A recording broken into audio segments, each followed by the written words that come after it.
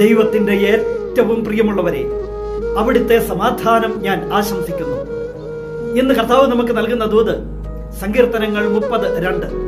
എൻ്റെ ദൈവമായ കർത്താവേ, ഞാൻ അങ്ങയോട് നിലവിളിച്ച് അപേക്ഷിച്ചു, അവിടുന്ന് എന്നെ സുഖപ്പെടുത്തുകയും ചെയ്തു.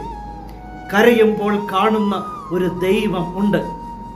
ആ ദൈവസന്നിധിയിൽ നിലവിളിച്ച് അപേക്ഷിക്കാം.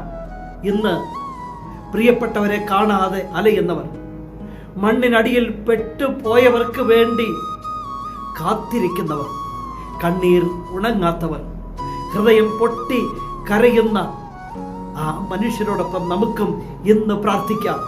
എൻ്റെ ദൈവമായ കർത്താവേ, ഞങ്ങൾ അവിടുത്തോട് നിലവിളിച്ച് അപേക്ഷിക്കുന്നു. നിലവിളി കേൾക്കുന്ന ദൈവം കരുണ ചൊരിയട്ടെ നമ്മുടെ ദേശത്തിൻ്റെ മേൽ. പ്രാർത്ഥിക്കാതിരിക്കരുത്. പ്രാർത്ഥിക്കാൻ സാധിക്കട്ടെ. നമുക്ക് ഈ അവസ്ഥയിൽ വിശ്വാസത്തോടെ പ്രാർത്ഥിക്കാം. കരുണയുടെ ദൈവം നമ്മുടെ നാടിനോട് കരുണ കാണിക്കും. നിന്റെ ദൈവം നിന്നെ സമൃദ്ധിയായി അനുഗ്രഹിക്കട്ടെ.